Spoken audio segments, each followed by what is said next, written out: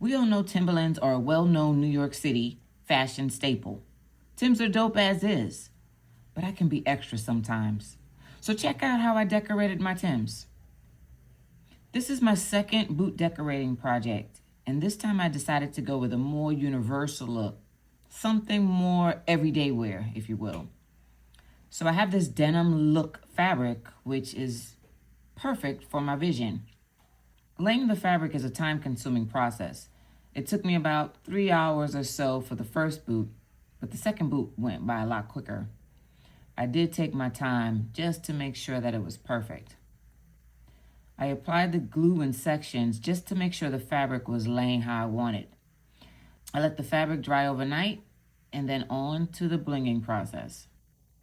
The blinging process is very tedious. I'm literally adding each stone one by one, and I'm using E6000 glue.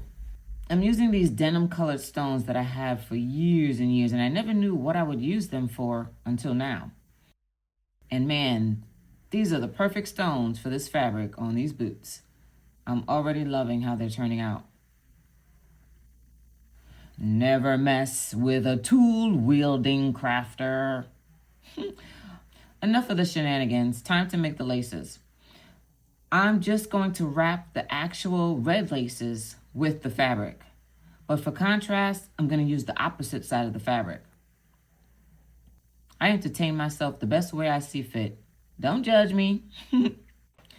As a seamstress, it's important to have the right thread for the job. I picked the light blue because it matched perfectly with the inside of the fabric. I used a zigzag stitch and actually wrapped the fabric about 2 to 3 times because I wanted a nice fat shoelace. Okay, it got really late. It was way past my bedtime. And again, I entertain myself the best way I see fit.